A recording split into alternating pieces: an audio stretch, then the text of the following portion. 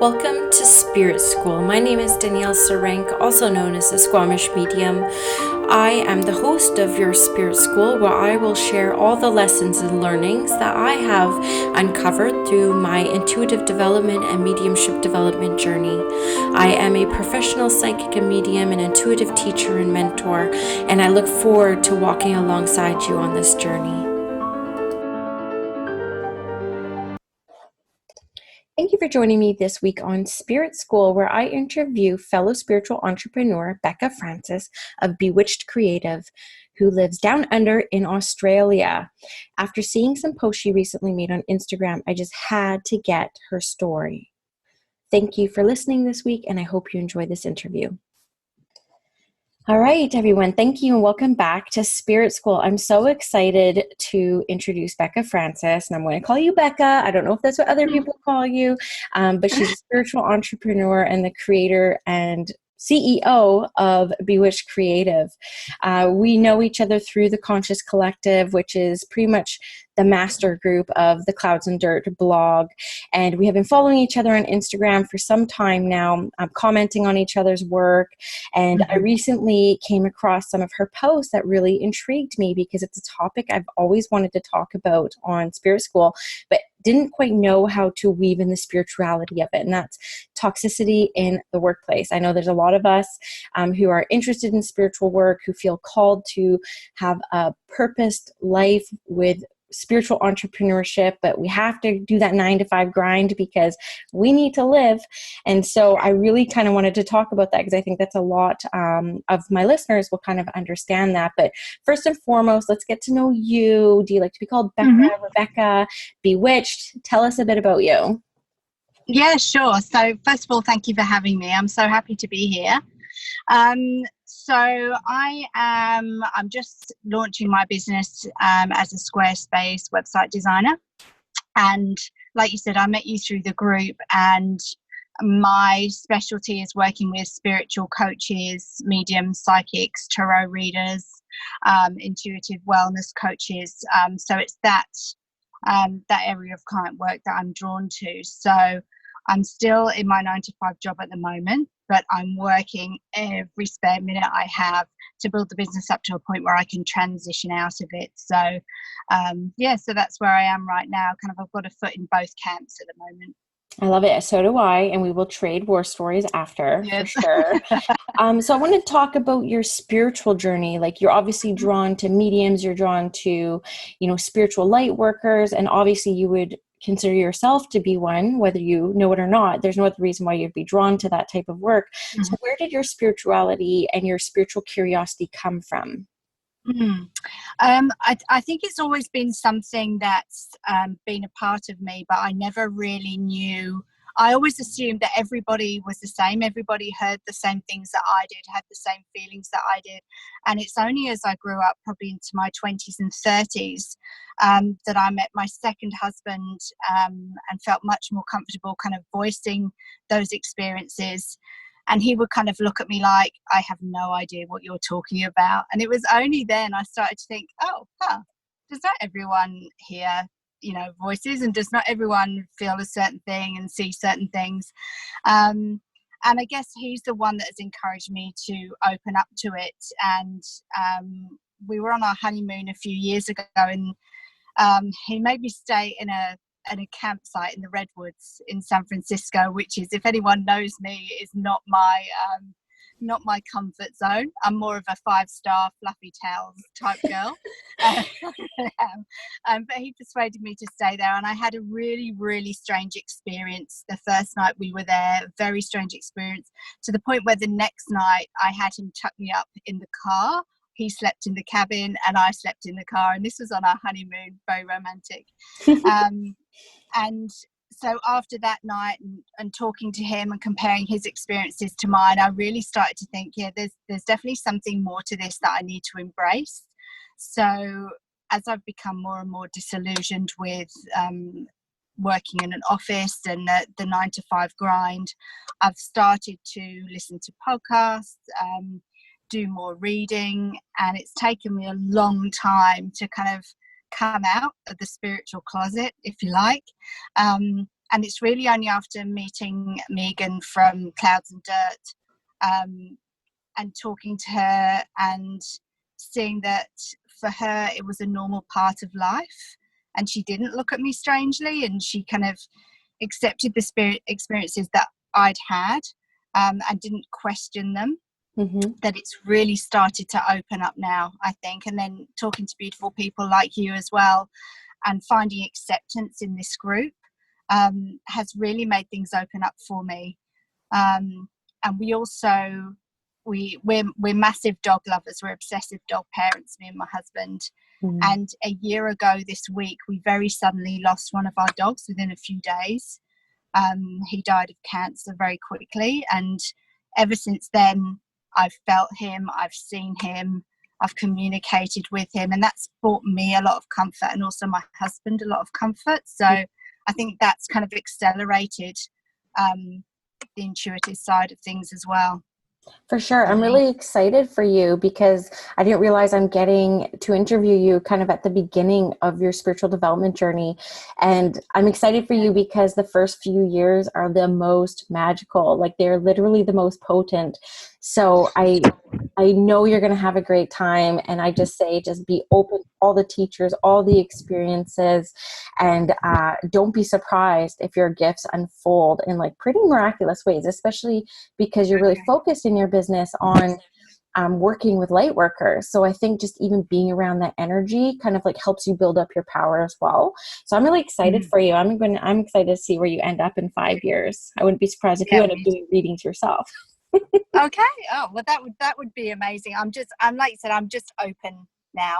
I'm just open to what's going to be, and been doing a lot of meditation, a lot of yoga, and just loving it. Like, I've really found where I'm happiest there. I love it. And you're in Australia, right?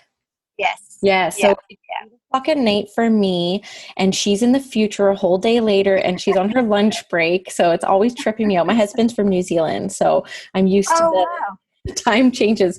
And it's funny because my spiritual awakening happened during my second marriage too. And I never thought for a second it would be because he was more open, but it kind of makes me think. But yeah, when I came out to my husband after my daughter was born, I said, you know what? Like, I'm a medium. He's like, you're not quitting your job, are you? That was the first thing he said to me. Yeah, that sounds familiar. Yeah, as I started with, I think I'm an empath. And he quickly said, well, what's that? And are you going to do it full time? Yeah. I know people, the corporate job, like the corporate structure, they call it like the golden handcuffs, right? Because I'm putting in air quotes now, like the security. And of course you get like these increases, and it becomes harder to leave. And, you know, I'm sure like the partners and stuff really want stability as well. So it's tough. It's one of the hardest decisions I've ever made, is leaving the corporate world.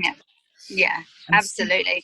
And I think I'm slightly different from you in that I would make the leap tomorrow, whereas my husband's more, no, come on, we need to focus. You know, these are the financial goals we have. We need to focus, which is good for me, because otherwise I'd have just gone. You know, I'd have just left and said, right, that's it. I need to do what I'm happiest doing, because yeah, I've kind of got to the stage probably a year or so ago where I was just constantly in tears after work, and I kind of said to him, I need to make a move. I need to leave. I need to start my own business. And it's kind of got to the stage where it's non-negotiable, and he's just totally gone with it. He's still kind of reining me in a bit, but he's super supportive in that way. Well, I'm really excited because we're literally on parallel tracks right now in life and in the world. So if you don't mind, I'll just share a little bit of my workplace experience and journey, and then you could share yours, and you could see how freaky in alignment we are. And I just trust that the Spirit School listeners, there's going to be people that are listening that will be able to see pieces of their own story within ours.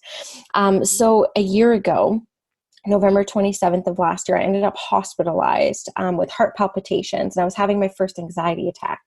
And I'd never had one before in my life.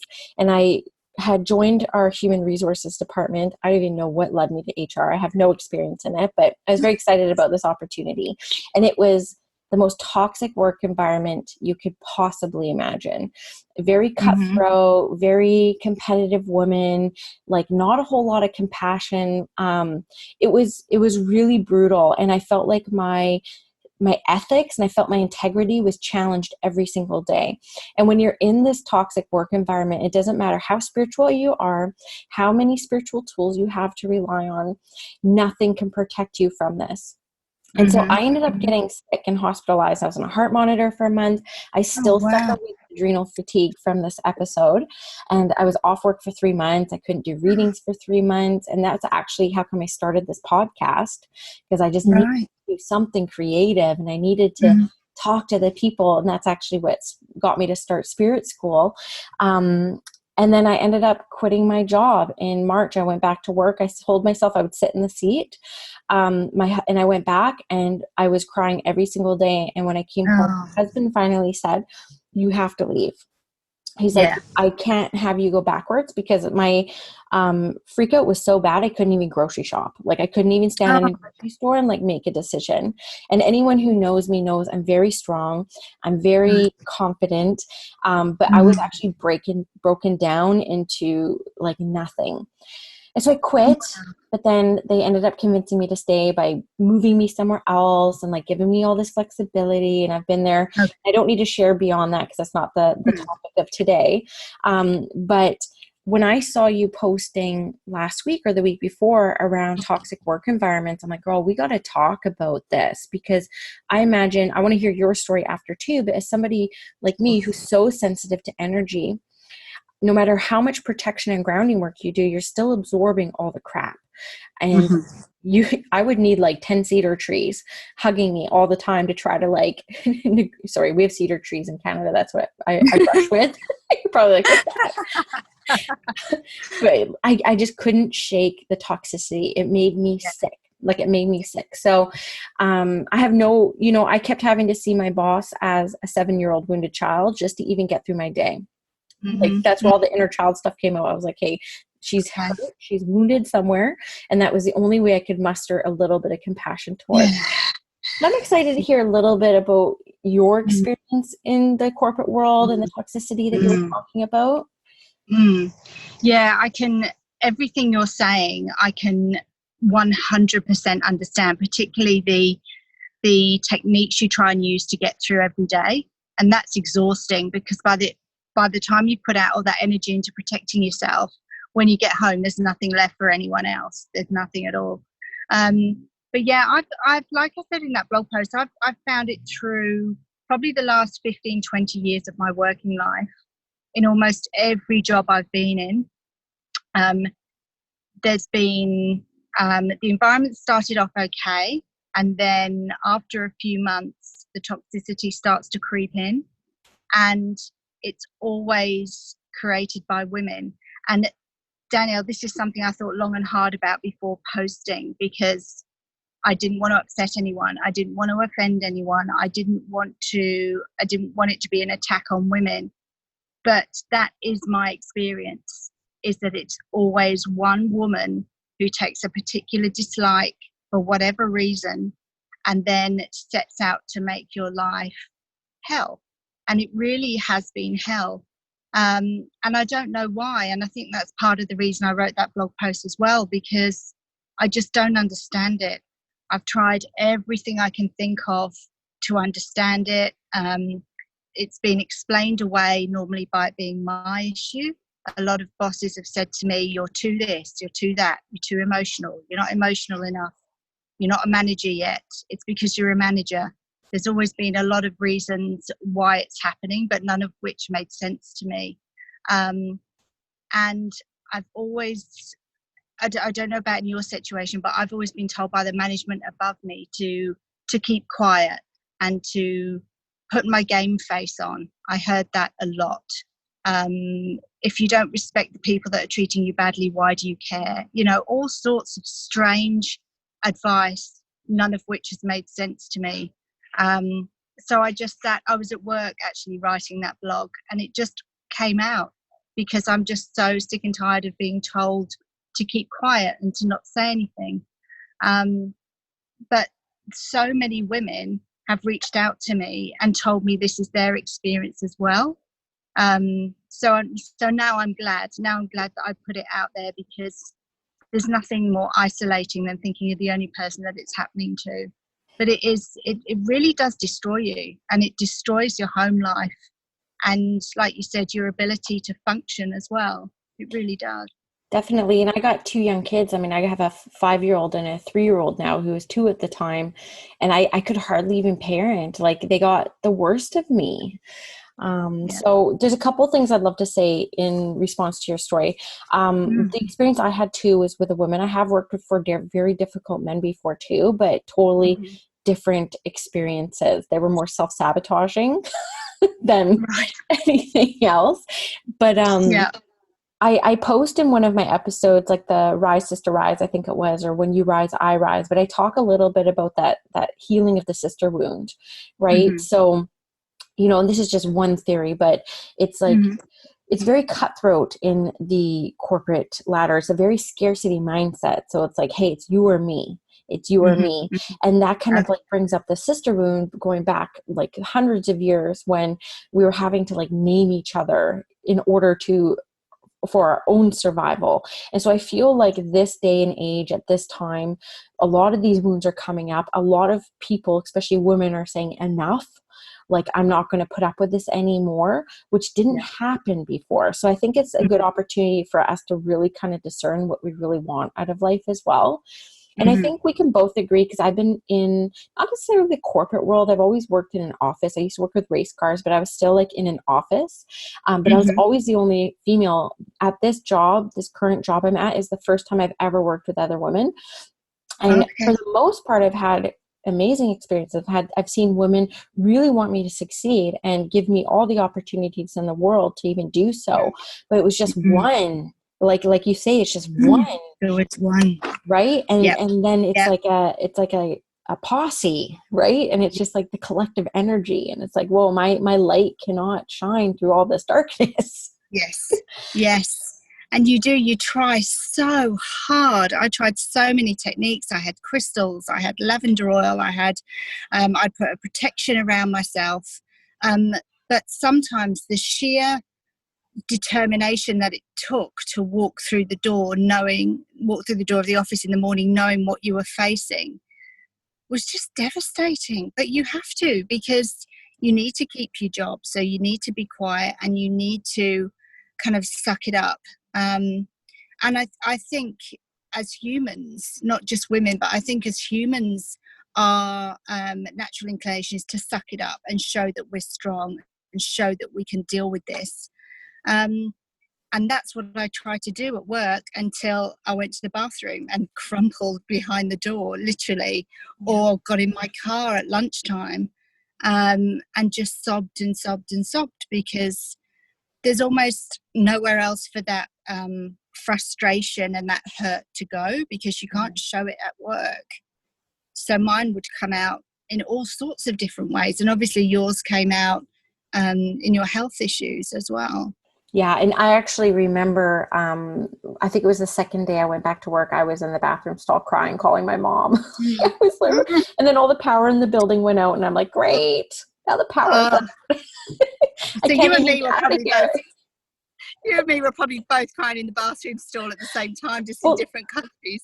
Right. And that's just it. I'm like, I can't believe the alignment between our journeys right now, because I'm also being faced right now, because what's happening with me now, first and foremost, I want to say, I think that the corporate world structure is plummeting, and thank God for millennials, because, we're even taught here. I had to take a management course on how to manage millennials, because I'm a Zennial. I missed it by like 2 years, but millennials have shown us, like, screw the man, we can follow our dreams, like, talk about risk takers. And I think that is so admirable. I've hired millennials who have quit in a day, because they're like, screw this, I'm out of here. I'm like, good for you. Yeah. Right. That's so true. That's so true. I was talking to a member of my team, actually, just before I spoke to you, and she's a millennial, and she's leaving. And we were talking about that very thing, about how the corporate culture can't sustain itself like it is. The work environment's so false. and such a construct to expect people to be at the same place at the same time every day. If they're a minute late, they get penalised for it. They leave a minute early, they're penalised. The offices are sterile. The hierarchy is not conducive to people blossoming and being creative, and it's just. But when I started work, this was all that was open to us. This was the only option that was open. But yeah, I agree with you that, yeah, I think the millennial generation has really kind of swept us along with them, which I Yeah. love. Definitely. Now we're all like little entrepreneurs and, have these side hustles that are just like blossoming. And, I'm finally at a point with Squamish Medium now that like, I know I could do this full time. Like I know I could. Last year when I felt like forced out, I was like, oh my God, I can't make it. Like the scarcity came in and not wanting to put that pressure on my spiritual practice. And now I'm in a place of empowerment where I'm like, I could leave. Like I could just pursue my dreams. And I'm glad that this cycle has happened for me because I felt like it's given me the empowerment of choice, right? That's true wealth. Well, is the option for choice, I think, is true wealth. And so like now I don't feel pushed out. Now I kind of empowered to like make my own decisions, which I really like. So that's awesome. So I'm rooting for you. I'm rooting for me. We can support each other through this journey. Absolutely. Oh, it makes such a difference to have somebody to talk to, so you can see yourself reflected, and you can see your decisions, and that what you want in life isn't crazy. It is achievable. And that's why I think I've come to this group at this point in my life. I'm being shown that the power of women coming together can be a good thing. Absolutely. Whereas before, in my mind, it's always been a negative thing. Now it's spirit saying, look, this is a good thing. Look at all these amazing women. I know even where you are in Australia, like my first mentor, I had a mediumship mentor for 4 years. She was amazing. She doesn't do mediumship anymore, but she used to go to Australia every year to teach. It's a very open country, unlike even New Zealand. When I went to New Zealand, it was like interesting. I couldn't find a psychic, couldn't find a medium, couldn't find a crystal shop. Oh, really? Like, what is with this place? But in Australia, like you have Mitchell Coombs, who's an amazing medium. You must know of him, right? Oh, I want to say yes, but no, I don't. You should look into him because he's a wonderful medium. I will. Visit. So you have a lot of options for spiritual growth there and spiritual curiosity. So, but I want to talk a little bit about your side hustle because people don't know this about me, but anyone who hangs out with me knows, like, I just want to talk about entrepreneurship and business development all the time. I'm so obsessed with it. So I love hearing about side hustle. So what's your structure now? What's your big dream? Where do you see yourself in like 2 years? So I've actually got the next move for me is to build the web design business to a point where I can transition from my 9 to 5. And I've actually got a date that I want to leave taped to my desk. And when I get really down at work or really not wanting to be there, I just put my hand over that date and just send loads of energy to it. So yeah, the ideal is for me to transition out of my 9 to 5 into full time, work from home, initially designing websites, and then I'd like to look at some more passive income strategies as well. And it's not just the business. There are other things that I want to do in life. I want to be at home to foster dogs in need. That's a big dream of mine. I can just see myself in my home office surrounded by all these little beings that need love. And also my family as well. I've got a new grandson. He's only 5 months old. Okay, whoa. Okay, stop here for a second. Because you look like you're like 29. Like people can't see you on Spirit School, but like we're on Zoom right now and I'm looking at this beautiful soul. You don't even look 30. What are you talking about? You have a grandson. I do, yeah. So I don't mind saying I'm 49 next month, beginning of next month. That's why I was interested in your Sagittarius info on your last episode. That's why I was soaking all that info up. But my daughter lives in another state with him. She lives in ACT, so I want to be able to see him more than 2 or 3 times a year, or when I'm told I can have time off work, I'll be able to see him. I don't want to live the rest of my life like that. And and my sister lives in Texas, so I want to be able to see her more. My parents are in the UK. There's lots of things, so it's not just the business. It's I want my whole life to open up, because I don't want to sit in this job for 15 years and then retire. It's not. It's not a goal I have for myself or my husband, because both we're empty nesters now. So the world's our oyster now, really. I'm like literally covered in chills. I am so excited for you. I recently tested this. So I just want to give you an example of how you can manifest when you're totally feeling the jives about your business. So I've always had this lack mentality because a lot of people in my industry only work evenings or weekends. And I'm like, that's when I want to hang out with my family. So I've been working with these business coaches to try to break through some of my barriers around why couldn't I do this full time. And I said, in truth, I just want to work while my kids are at school. I only want to do my practice like Monday to Friday, 9 to 3. They're like, so do it. I'm like, but people won't come. So then I posted about my development circle. I'm doing an in-person development circle in February, 4 months away. And it's 10 a.m. to 12 on a Friday. And it's full. Within 2 weeks, it's filled up. And so I just it is. And I constantly feel supported by spirit and by the universe because I've made this declaration. I'm like, I am going to be, a successful full-time spiritual entrepreneur, not just doing readings, but teaching and sharing. And I'm getting into my end of life doula work now. And so, I'm not putting any limitations around my business, but the one thing I am putting there is I only want to work when my kids are at school because I want to be with my family. Why else would I leave the safety, and I'm putting in air quotes, of the corporate world and the steady paycheck, 6 figures and all this stuff, and not spending time with my family? Like, no, I want to spend time with my family. So I truly, truly believe that when you make declarations to the universe, like your date you have taped at your desk, and the fact that you want to work with these animals, spirit is going to move mountains to make this happen for you. So I'm really excited for you.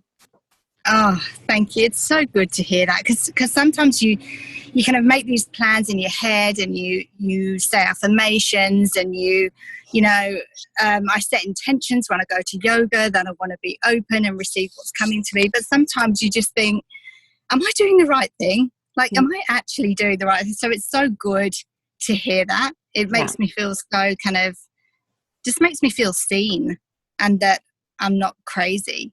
I see you, soul sister. I'm rooting for you. I want to know this date. You don't have to say it on here, but give me that date. I will hold that vision for you.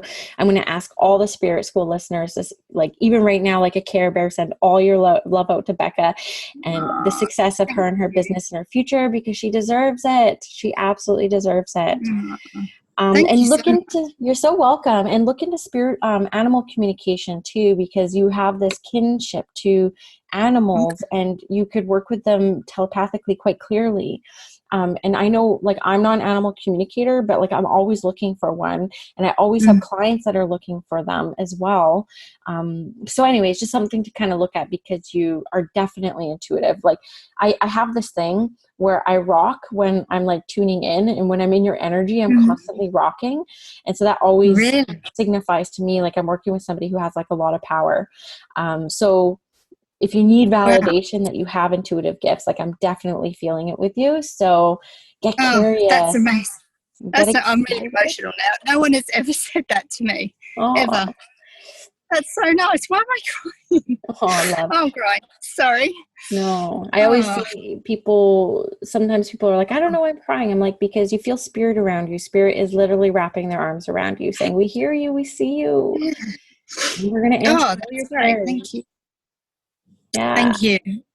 No worries. So I'm really, really excited for you. And, I truly believe too, spirit sometimes will bring us these experiences that challenge us because they want us to get a little bit uncomfortable. They want us to really look at what we want to bring into our life so we can make those shifts and changes. So I feel like you're starting to get those knockings from spirit saying, okay, before we have to swipe the rug from under you, it's time to make some Yeah, absolutely. Yeah, that is kind of how it feels because my whole life I've kind of, at work, I've kind of towed the line and done the right thing and behaved myself. And I've believed in those people above me will do the right thing. I've always believed that. And all of a sudden that's evaporated. That's gone. For the most recent experience I've had and the culmination of experiences. And now I just don't believe it anymore. And that's kind of freed me up to go in a different direction and to want other things, because I always thought, no, I should stay here because they tell me I'm good at my job and that's the right thing to do. I should be a good girl. I don't want to be a good girl anymore. I'm over it. I'm exhausted. I don't want to do it anymore. No, be a wild, free woman. yeah, exactly. I'm just not going to sit there anymore and do what I'm told. Because what I was told to do in those situations that were difficult was not the right thing. So I don't have faith in them anymore. Yeah. So for people who want to get a Squarespace website or any of your creative work, how can people find you? So really super simple. So my website's bewitchedcreative.com. I'm literally just in the process of rebranding. I built the whole website and then I learned some more. So now I'm rebuilding it again because I wasn't happy with the first time. So I've just nearly finished that. And I'm really only on Instagram because I like to focus on one platform because I find my energy is too scattered otherwise. So my Instagram handle is bewitched_creative. Really I love easy. it. And you know what else I love about you and your Instagram is the fact that you, even despite what you have been through with other women, all you do is lift other women up. You're constantly sharing other women. And that takes a really empowered soul to do that, because even in the mediumship world, a lot of people don't want to see other people rise and thrive. And I know just from following you, and I know from your energy, that you really want to bring other women up with you. And when you have intentions like that, Spirit's always going to support you. So you have to check her out. You have to follow her. Check out her journey, root for her, send her all your good vibes so she can bring more magic into this world. All right. Well, thank you so much for joining me. Thank you. It was a pleasure. And good luck. And I'll be following your doula journey and your journey in general, but especially your doula journey. Thank you so much.